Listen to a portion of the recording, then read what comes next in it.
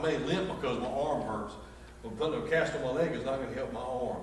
You got to find out the problem is my arm's broken. I need a cast on it. And also shopping. Excessive shopping. Now I don't know, some people don't like to shop, some people do. Linda does not like to shop, I do. But that's what I always done, all the jobs I did. I always had to go find the best buy for the best whatever product for whatever we were doing. And so, you know, I call it marketing therapy or whatever you call it. As I don't have to buy anything. Just sometimes just stop and look, because when I see things, I start thinking, well, this will be good in church, and this will be good at the house, and this is projects we can do. And so I write it all down so I can come back to it if I need it. I had a couple of friends that were bad about that. I'd go with them, and we'd be in Newton, and they'd go to the stores, they'd buy. I said, y'all ain't wearing none of that stuff. And they'd carry it back home, and 2 weeks later, they'd carry it to another store in Rocky Mount or Wilson or somewhere, just carry it back. They just shop, they was just obsessed with it. Yeah. It's because. Well, that could be something besides grievance. No, they had grief Okay. in their lives. Okay. You like some people buy the stuff, wear it a couple of days, and take it back. They can do that. Oh my goodness, what's wrong with that? Well, it's bad when you buy it for a special occasion. Look, you buy it for a special occasion, and you're going to carry it back in a couple of days, but you bend over and split the pants. Yeah. Or you get your coat caught in the door and you tear the arm off of it. So you can't carry it back. That's it. There is people that do that. I've got people, I have even people I know, I've heard them say, just go buy it, wear it to the prom, or wear it here and wear it there, and then bring it back. And I said, I ain't going to do that. If I'm going to buy it, I'm going to buy it. Right. Yeah. So again, excessive I shopping. saw a lady going back in food line like we they would a pack with 4 ears of corn in it. I don't know, she must have found the worms that she got on. So. I don't know. Do you know that you can go on the shelf in the canned goods section now? I think it's Green Giant or Del Monte. They is in a pack of 2. The corn cobs are in a pack of 2 in a sealed plastic bag. It says vacuum sealed, and you can take it home and take it out of the bag and microwave it 1 minute and have corn cob. That's cool. And it don't have none of those ingredients in it. Right. So I love corn cob. All right. So here we go. Here's another one. Excessive busyness. I've had people grieving, and I can't calm them down, stop them long enough to even talk with them, because they're just doing everything they can do. I mean, every time you talk to them, they're on the road, they're doing this or doing that, and busyness does not equal productive. Busyness and productivity can be 2 entirely different things. Matter of fact, busyness can be the counterpart of productivity. You can do a little bit and be productive. You can do a whole bunch and do nothing. But that's part of, when you see people, I don't know if you ever thought about it, when you start seeing these things right here, you need to start thinking, especially if they don't normally act this way. And if you can trace it back and see they've had a loss, you can find out, you know what, they're grieving. That's why, especially if you hear somebody say, I don't know why in the world they're acting that way. They never acted that way. Look at them now. They're grieving. If you can get them some help, and then just plain out withdrawal, you just can't find them anymore. Then there's the emotional mental effects.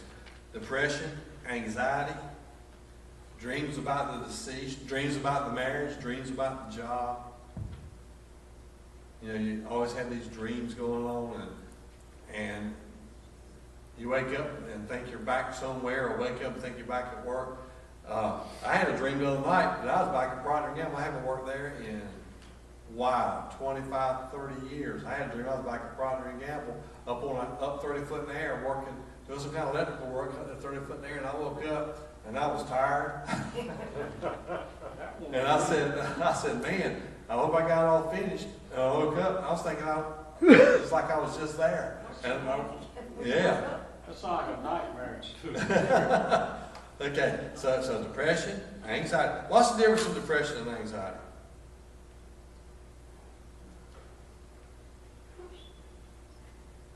Although it can be the same. Anxiety is you're anxious. Yeah, you're Scared, yes. and your heart's going. Here's depression.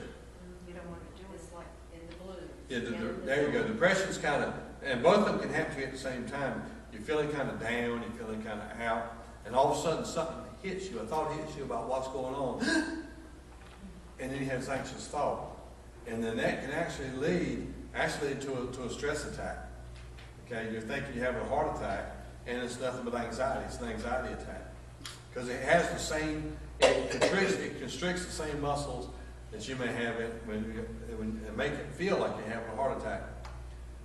Forgetfulness and disorganization. It also comes with age. Forgetfulness, maybe not disorganization. We all suffer from that.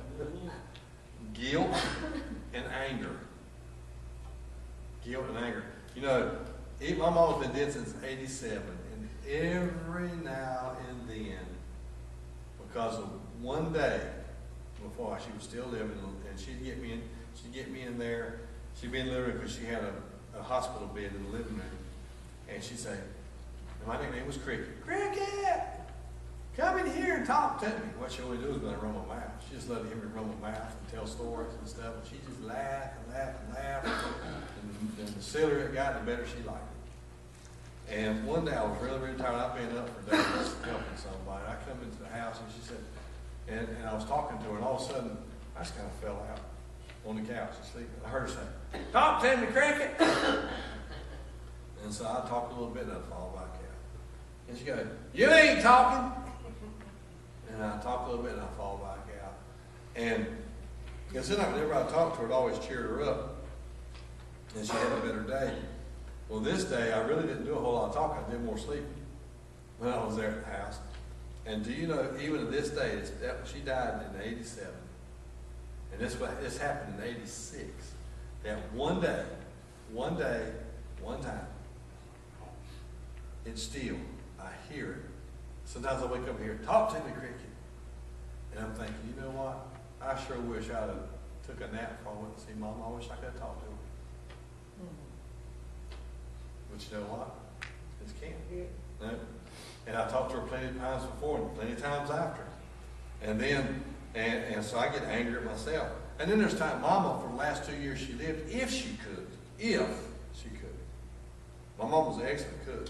But the last 2 years she lived, when she weren't in the hospital, if she cooked for you, it was that old red sausage split in the frying pan. She would burn it. And she got some old cheap macaroni and cheese. It'd be stuck all together. You pull it out in clumps. And canned biscuits that the dogs wouldn't eat. I mean, you could carry my music for skeet shoot. And you know what? When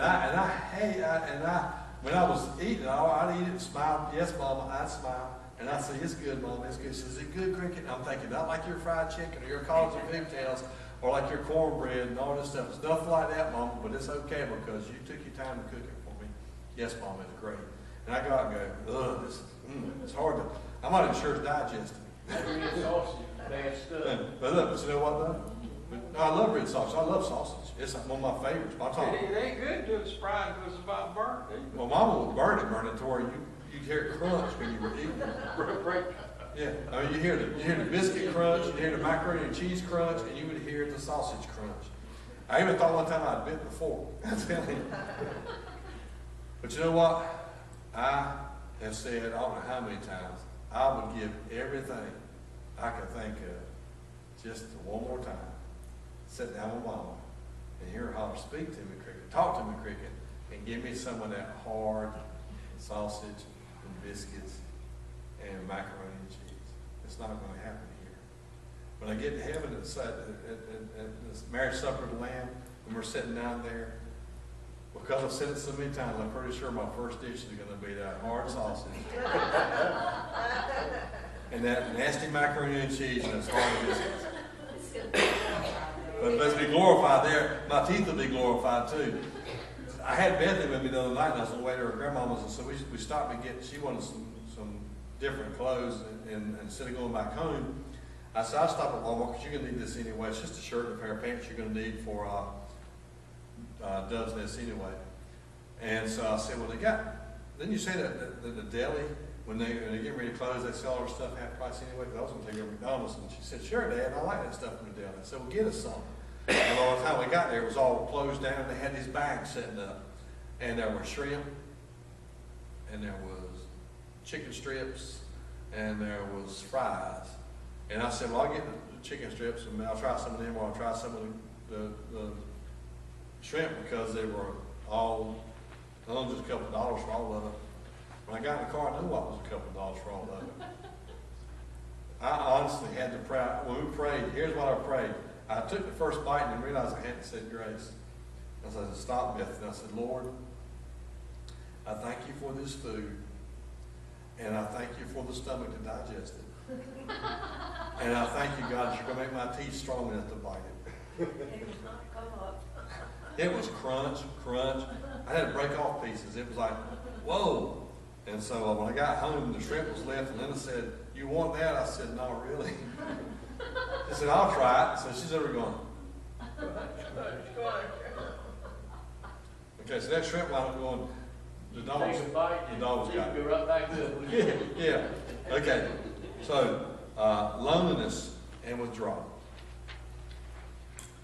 They can be in a room full of people and still be lonely. Have you ever felt that way? You're in a room full of people that love you, and you still feel like you're all by yourself. You might be grieving when you start to feel that way. Or if you're a person that normally engages with other people, you know, my wife can tell me, she goes, okay, what's wrong? What, you feeling bad or what? She said, you just come in here with all these people and you're a social butterfly. And your butterfly's gone in the cocoon. I'm going, I'm not feeling good in my stomach, or I've got a bad headache or something. She said, there's something wrong because you ain't talking. And I go, well, I'll get better. So give me a hammer here so I get myself in the head and get rid of the headache. All right. Threats of self-destruction and suicide. Now, let me just tell you something. We talked about this before. If somebody threatens suicide, if it's once or twice, they just say something like, you know what, this place would be better off without me. I'd feel better if I weren't here. Remember, they just want the pain to stop. Sometimes, many times, people don't really want to kill themselves. They want the pain to stop. But if somebody has talked about this many times, you better take them for real. And if they've tried it more than once. Because maybe they took pills to get your attention, but the next time they may take a gun and they ain't getting your attention. I got a friend that just did that, but he never, none of us realized. He was withdrawn and depressed a lot. He was actually in the process of grieving his mother's death on last October. And he had never been married, 62 years old, lived with his mom, and she was in her 90s, and she died. He kind of went downhill. Man, we tried everything we knew how to, get him up, get him going, get him perked up. But he never did. There was never any tendency that we thought that was going to happen. Right. Until Mother's Day weekend. He was found Tuesday, I think, sitting in his mother's chair with a gunshot wound out. Oh, It's sad. And we didn't know, we're a bunch of us are, we're trying to blame ourselves for not recognizing, but it just wasn't there to recognize. You can't always see it. You don't always see it. I mean, we never had the idea. If he'd have said something like that, we'd have said, Steve, you crazy. You ain't gonna do nothing stupid like that. But he never indicated that was